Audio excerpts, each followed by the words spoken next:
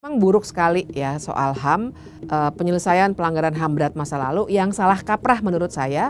Jadi seakan-akan itu adalah transaksi jual beli nyawa manusia. Nah itu salah dalam HAM. Itu Jokowi. Semasa pemerintahan Orde Baru, pelanggaran hak asasi manusia sangat masif terjadi di banyak sektor, baik yang terkait dengan hak sipil politik maupun hak ekonomi sosial dan budaya.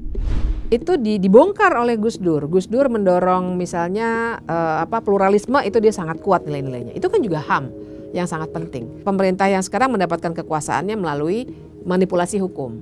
Padahal penyelesaian pelanggaran HAM berat masa lalu dan juga semua soal pelanggaran HAM itu kuncinya ada di penegakan hukum.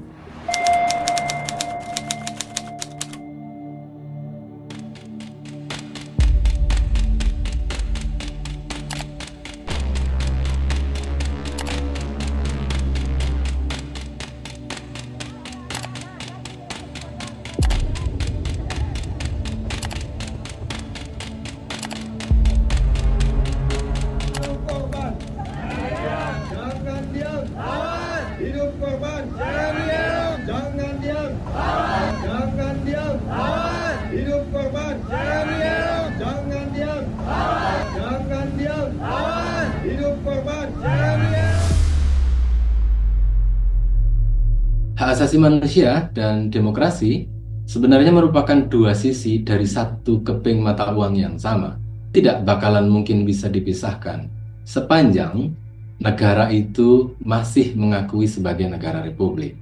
Ada 3 prasyarat negara itu disebut sebagai negara republik. Yang pertama adalah rule of law, penegakan hukum yang non-diskriminatif, yang fair, yang adil, hukum harus dihormati, seluruh aktivitas pemerintahan harus didasarkan atas hukum. Kemudian yang kedua adalah hak asasi manusia. Hak asasi manusia adalah salah satu norma yang harus dilindungi dan dihormati oleh negara. Karena tanpa penghormatan terhadap hak asasi manusia, kita tidak bisa menyebut negara kita sebagai negara republik. Yang terakhir adalah demokrasi. Demokrasi adalah instrumen di mana kekuasaan bisa dikritik, kekuasaan bisa didiskusikan, dan urusan publik bisa diagregasikan menjadi kebijakan negara. Bahwa negara kita adalah negara republik, maka demokrasi, rule of law, human right, dia adalah satu kesatuan yang tidak bisa dipisahkan antara satu dengan yang lain. Memang buruk sekali ya soal HAM, karena kita lihat kalau dari zamannya Jokowi saja misalnya bagaimana ada penyelesaian pelanggaran HAM berat masa lalu yang salah kaprah menurut saya dengan langsung memberikan kompensasi kepada korban dan keluarga pelanggaran HAM berat. Menurut saya itu salah, itu langkah yang keliru karena betul ada yang namanya penyelesaian pelanggaran HAM berat masa lalu non-yudisial, tapi yang non-yudisial pun aspek keadilannya harus dipenuhi terlebih dahulu. Makanya kalau kita lihat di Afrika Selatan misalnya, ada yang namanya Komisi Kebenaran dan Rekonsiliasi. Jadi sebelum terjadinya rekonsiliasi, yang salah satunya ditandai dengan pemberian kompensasi, harus ada pengungkapan kebenaran dulu. Nah, waktu zamannya Jokowi itu tidak dilakukan. Nggak ada pengungkapan kebenaran. Apa yang terjadi tahun 65 dengan Petrus, dengan Tanjung Priok dan lain sebagainya, tapi korbannya langsung dikasih kompensasi. Jadi seakan-akan itu adalah transaksi jual beli nyawa manusia. Nah itu salah dalam HAM. Bismillahirrahmanirrahim. Pada siang hari ini secara resmi saya luncurkan program pelaksanaan rekomendasi penyelesaian non-yudisial pelanggaran hak asasi manusia HAM berat di Indonesia. Orang tua saya nempel di sini, Pak. Saya nggak bohong, Pak. Ya Allah.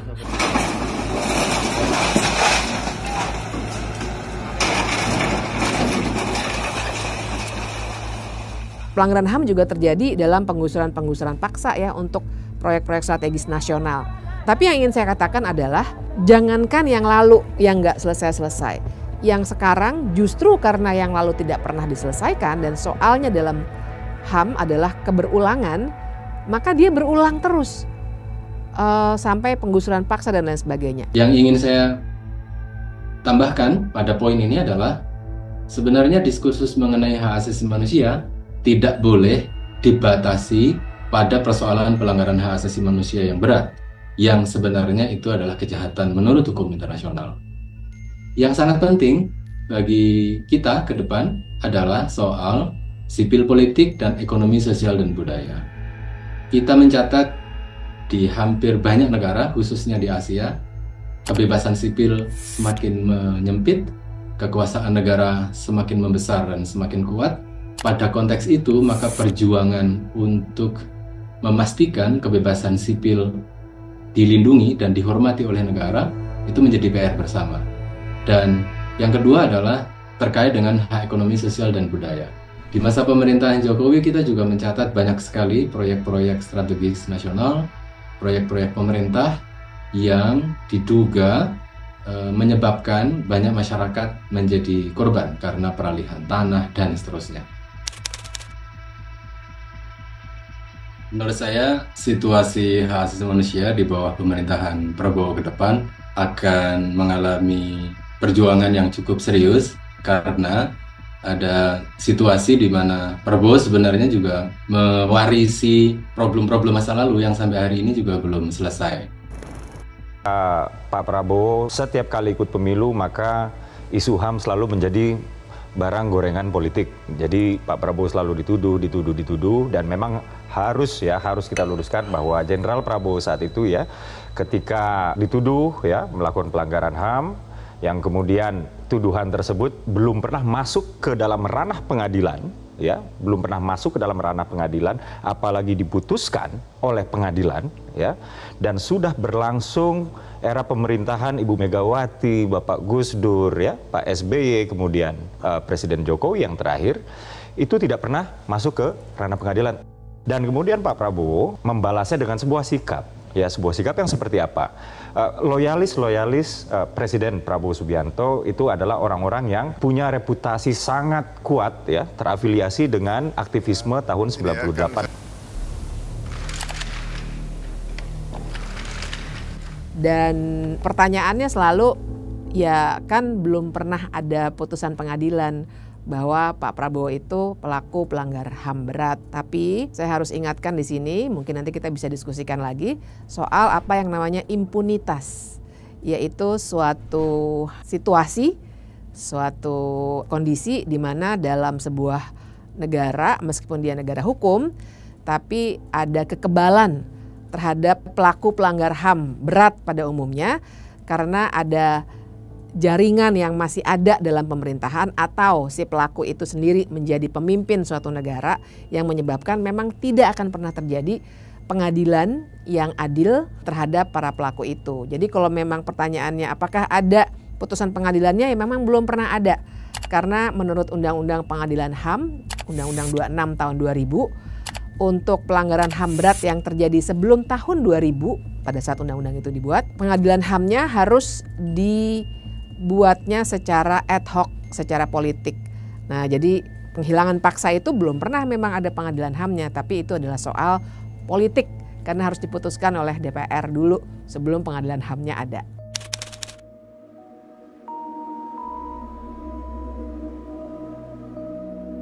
Saya merasa bahwa saya yang sangat keras membela hak asasi manusia. Nyatanya orang-orang yang dulu ditahan, tapol-tapol, yang katanya saya culik, sekarang ada di pihak saya membela saya, saudara-saudara sekalian.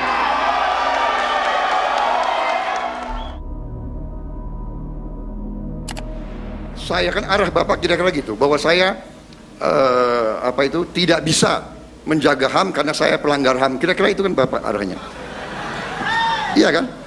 Padahal Bapak tidak mengerti, justru kami ini di tempat-tempat yang susah, di mana-mana sering harus ambil tindakan untuk keselamatan rakyat Indonesia yang banyak. Cita-cita kita adalah melihat wong cilik iso gemuyu, wong cilik bisa senyum, bisa ketawa. Saudara-saudara sekalian, kita harus ingat bahwa kekuasaan itu adalah milik rakyat. Saya ingin umumkan susunan Kabinet Merah Putih periode tahun 2024-2029 sebagai berikut. 14. Natalius Pigai, SIP, Menteri Hak Asasi Manusia. Nah, khusus untuk Kementerian HAM pilihannya sangat bagus karena Pak Natalius Pigai itu kan memang aktivis soal HAM ya dari dulu, mantan anggota Komnas HAM, dan kami berkomunikasi baik, udah berteman sekian lama ya, sehingga itu juga bisa fokus. Nah, sementara kalau di Kementerian Hukum yang saya pimpin saat ini itu lebih kepada menata bagaimana regulasi itu bisa berjalan dan sesuai dengan harapan Bapak Presiden. Saya akan menjadi benteng pertama untuk mengamankan semua regulasi yang terkait dengan harapan dan cita-cita Presiden untuk Indonesia Raya. Yang paling menarik itu adalah mengapa Presiden mengadakan atau membentuk kementerian terpisah ya untuk hak asasi manusia, ya. Khusus sendiri dipisahkan. Ya, di Indonesia tidak. Itu adalah salah satu yang mungkin legasi besar, yang monumental, yang mungkin akan ditinggalkan oleh Presiden Republik Indonesia Prabowo Subianto. Kenapa? Karena Kementerian Hak Asasi Manusia adalah titik pusat peradaban, titik temu antara peradaban lokal, tradisional, nilai-nilai yang ada, yang baik itu berbasis agama maupun juga budaya, yang di dalam Pancasila, ketuhanan, kemanusiaan, persatuan, kemudian permusyawaratan, dan social justice, keadilan. Titik bertemu dengan nilai-nilai yang diatur anut internasional. Untuk mencapai 20 triliun, saya punya lebih dari 200 program yang tidak perlu saya sebut. Malah saya rasa 20 triliun itu sangat kurang untuk melaksanakan rehabilitasi ataupun pemulihan terhadap HAM itu sendiri, atau untuk menindaklanjuti pelanggaran HAM ke depan. Tetapi saya tidak lihat apa yang Bapak kerjakan 100 hari ini.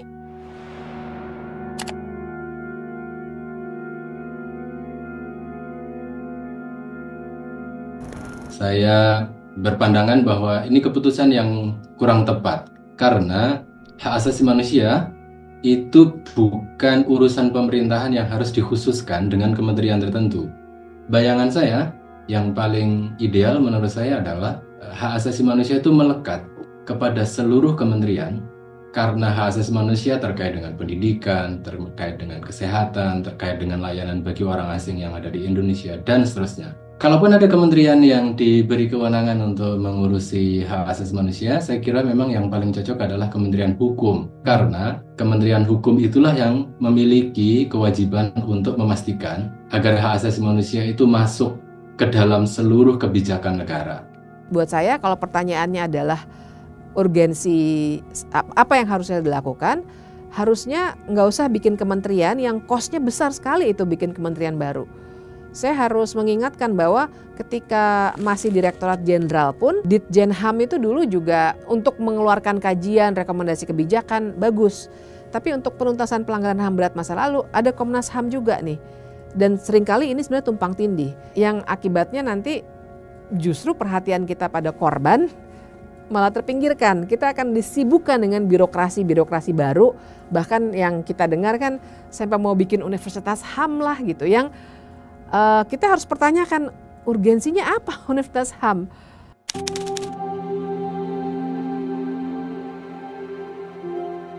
PR itu yang saya kira akan menjadi tantangan buat Prabowo ke depan untuk memastikan agar terkait dengan sipil dan politik, kebebasan sipil, kebebasan masyarakat untuk menyampaikan pendapat tetap dilindungi dan dihormati dengan cukup baik. Kemudian masyarakat adat yang memperjuangkan hak-haknya atas tanah dan lingkungan misalnya, itu harus mendapatkan perlindungan yang cukup baik. Saya kira dua itu yang ke depan akan menjadi PR bagi pemerintahan Prabowo. Pernah nggak kita membayangkan kalau kampung kita, kampung di mana kita tinggal, bertahun-tahun secara turun-temurun datang orang hari ini mau suruh kita pindah. Apa itu bisa diterima secara akal sehat? Hari ini pelanggaran HAM itu dibiayai sama APBN. 36 kasus polisi di belakangnya, 30 kasus pemerintah daerah, 48 kasus TNI. Rempang dipindahkan, bangun rumahnya APBN. Yang datang di situ aparat pemerintah. Pak Prabowo itu seperti kalau film kartun zaman dulu ada narapidana, terus dia akan diberati dengan bandul besi yang bikin dia nggak bisa bergerak. Nah, buat saya pemerintahan Pak Prabowo ini sebenarnya diganduli 2 pemberat. Yang pertama adalah dalam soal HAM nih ya, rekam jejak Prabowo sendiri. Jadi itu tidak boleh dilupakan karena dalam konteks hak asasi manusia ini literaturnya sudah banyak sekali yang menjelaskan soal impunitas. Tantangan pertama yang akan sangat-sangat sulit dibenahi dan itu nampak juga misalnya dari langkah Prabowo sendiri mengelola soal pelanggaran HAM berat ini. Di dalam kementerian itu juga duduk wakil menteri yang memang adalah korban pelanggaran HAM berat, tapi ia punya catatan karena kemudian memediasi ataupun menjadi semacam broker antara pemberian uang dari penguasa kepada korban waktu itu. Tapi yang bandul keduanya adalah cara bagaimana pemerintahan yang sekarang mendapatkan kekuasaan. Caranya adalah manipulasi hukum. Padahal penyelesaian pelanggaran HAM berat masa lalu dan juga semua soal pelanggaran HAM itu kuncinya ada di penegakan hukum. Jadi ketika hukumnya sudah dikooptasi mulai dari aparat penegak hukum bahkan sampai pengadilan juga dikooptasi, walaupun kita bisa perdebatkan lebih lanjut ya, tapi intinya adalah upaya kooptasi itulah yang membuat pemerintahan yang sekarang terpilih.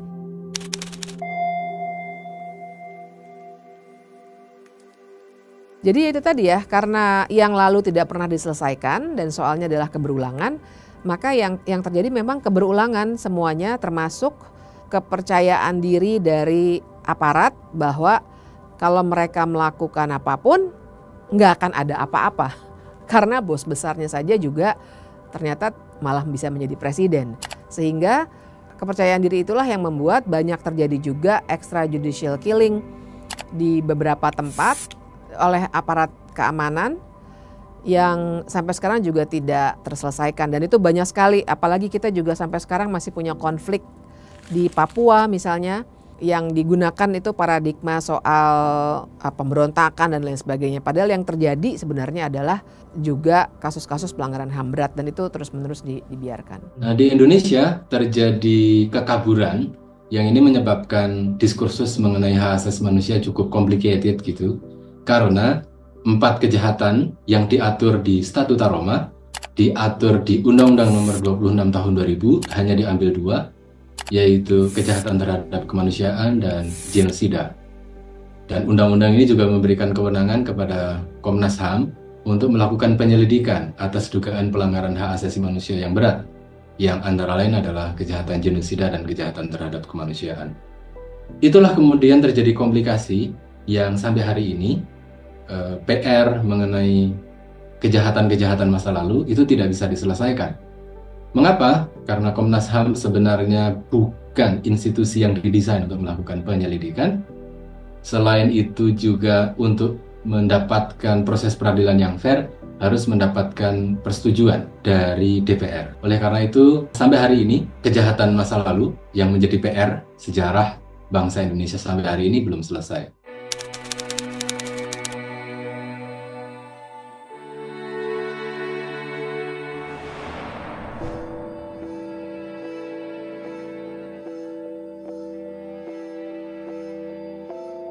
Setiap presiden punya catatannya masing-masing, ada up and down gitu ya. Tapi kalau kita lihat Soekarno pada awal-awal Indonesia merdeka memang memiliki semacam catatan yang panjang gitu karena situasi pemerintahan juga belum stabil, struktur negara juga belum stabil, sehingga memang hambatan-hambatannya juga cukup serius.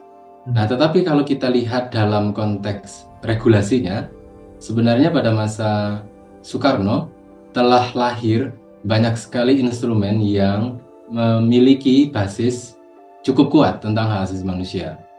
Misalnya kalau kita lihat di Konstitusi RIS maupun di UU DS 50 ya, itu banyak sekali norma hak asasi manusia yang sudah diatur di dalam konstitusi kita.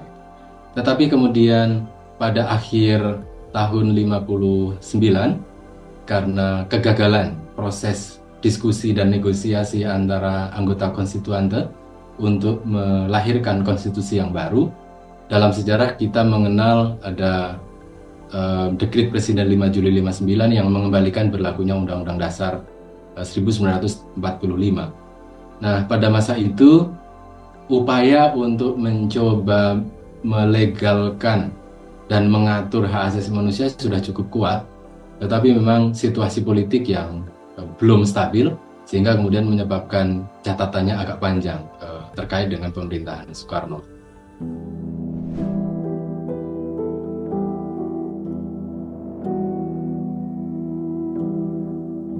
Yang paling parah adalah zamannya Soeharto.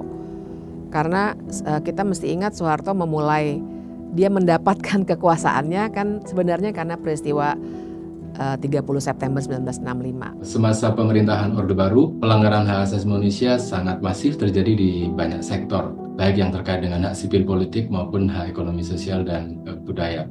Orang yang tanpa pengadilan, entah dia langsung dibunuh, makanya istilahnya seram sekali memang pembantaian, literally pembantaian.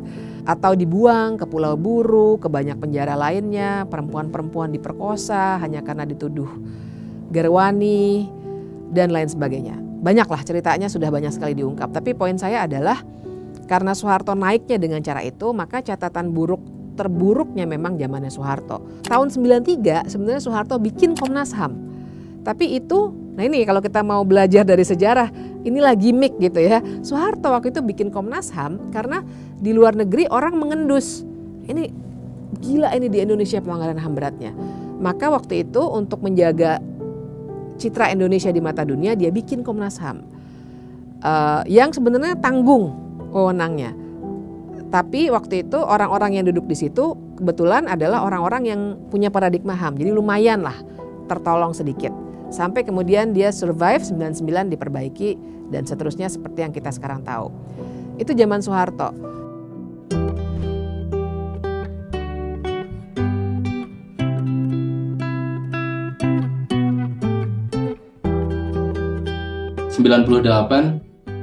Soeharto jatuh, Presiden kemudian dijabat oleh Habibie dalam waktu yang sangat pendek dan sangat singkat. Tapi Pak Habibie mewariskan satu undang-undang yang cukup baik ya, yaitu Undang-Undang Nomor 39 tahun 99. Itu instrumen yang hari ini salah satu instrumen yang sangat penting dalam konteks penegakan hak asasi manusia di Indonesia. Habibie itu seorang demokrat betul. Karena dia mendapatkan banyak sekali inspirasi karena dia lama tinggal di Jerman ya. Jadi values-nya soal demokrasi dan HAM itu rule of law lah. Itu memang baik gitu. Sehingga di zaman dialah hal-hal yang dirusak oleh Soeharto mulai diperbaiki. Tapi dia singkat sekali, jadi nggak banyak catatan. Tapi penting misalnya undang-undang pers yang tadinya pers itu kalau ngomong terlalu keras bisa dibradel seperti Tempo, cabut. Undang-undang subversi, mungkin kalau teman-teman zaman sekarang kurang tahu undang-undang itu, tapi undang-undang itu lebih gila daripada undang-undang ITE. Itu dicabut zamannya Pak Habibie. Terus banyak undang-undang lain termasuk menyatakan pendapat di muka umum jadi ada.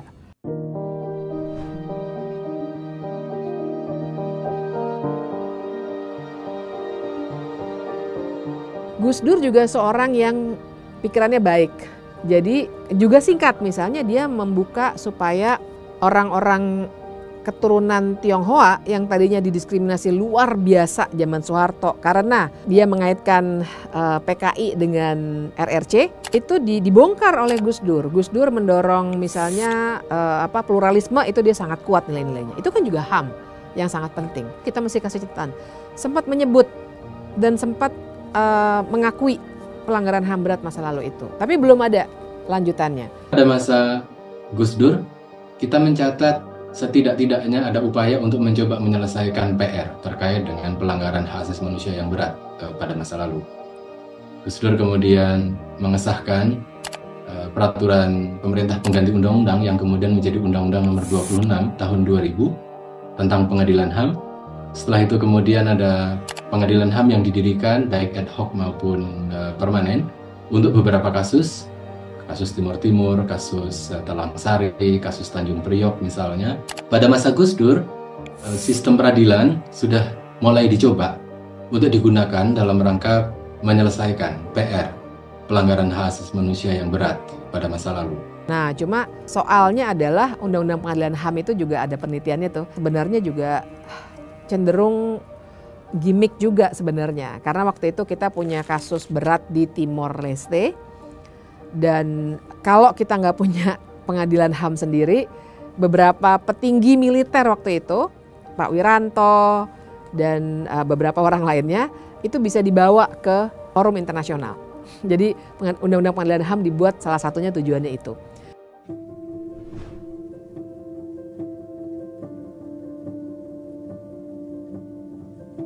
Nah, terus kemudian Megawati dan seterusnya nggak ada catatan yang terlalu penting ya, tapi kita harus ingatkan soal seputar Megawati itulah kemudian ada peristiwa pembunuhan Munir Said Tholib.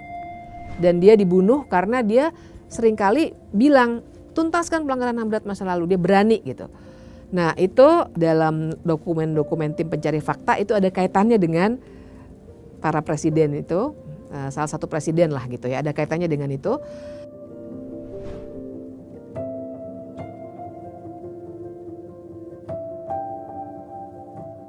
Nah, pas zaman SBY nggak banyak yang dilakukan walaupun dia 10 tahun. Upaya-upaya ada ya, tapi ya itulah nggak banyak yang dilakukan. Nah itu di masa SBY itu sebenarnya Undang-Undang KKR berhasil dibuat, sayangnya dipatahkan oleh MK gitu. Sebenarnya dulu waktu kita awal reformasi itulah yang kita dorong. Makanya ada undang-undang tentang Komisi Kebenaran dan Rekonsiliasi. Tapi apalacur tahun 2006 undang-undang itu dibatalkan seundang-undangnya. Jadi akhirnya kita nggak punya KKR sampai sekarang. Kalau memang pemerintah berkomitmen terhadap penuntasan pelanggaran HAM berat masa lalu yang non yudisial, yang benernya ini sebenarnya KKR, bukan seperti PP HAM yang dibuat oleh Jokowi. Harusnya segera aja dibuat. Karena nggak ada larangan untuk buat KKR, jadi kita bahkan menggunakan KKR juga untuk di Aceh. KKR Acehnya jalan dengan segala kritik juga ya, tapi jalan lah. Tapi KKR nasionalnya nggak ada. Tapi jadi nggak banyak catatan di masa SBY. Catatan baiknya barangkali ketika dia bikinin TPF untuk kasus Munir. Dan TPF itu kerjanya bagus. Tapi laporannya pas zaman Jokowi dinyatakan hilang. Nah, saya sendiri kan di Kasum ya. Kasum itu untuk kasus Munir.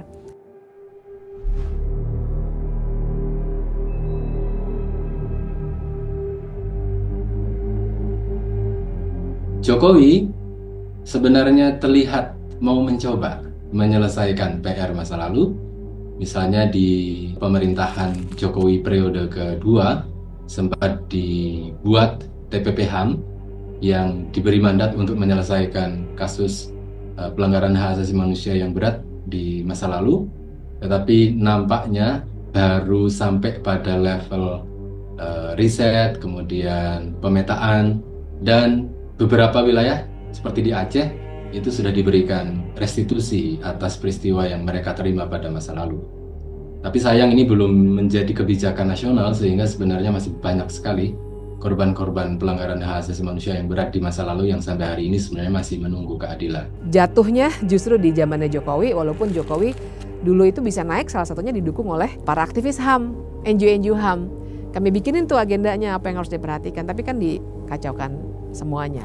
Dengan pikiran yang jernih dan hati yang tulus, saya sebagai Kepala Negara Republik Indonesia mengakui bahwa pelanggaran hak asasi manusia yang berat memang terjadi di berbagai peristiwa. Pak Jokowi memang memberikan pengakuan 12 pelanggaran HAM berat masa lalu, itu satu catatan baik, betul. Nah, cuma kan tidak ditindaklanjuti dengan langkah-langkah konkret untuk mengungkap kebenarannya. Jadi pelanggaran HAM berat yang sudah juga dilacak oleh Komnas HAM itu udah lama sebenarnya. Tapi betul seorang presiden menyatakan itu adalah suatu kemajuan yang patut dicatat. Nah, cuma yang kita tunggu sebenarnya adalah kelanjutannya gimana. Kalau sekedar diakui, harusnya kebenaran juga diungkap kepada publik, masuk buku-buku sejarah. Jadi ke depannya generasi muda bisa belajar, wah tahun 65 begini, kita jangan lagi begini. Ada Tanjung Priok, jangan lagi terjadi dan seterusnya. Nah itu yang justru belum pernah dilakukan.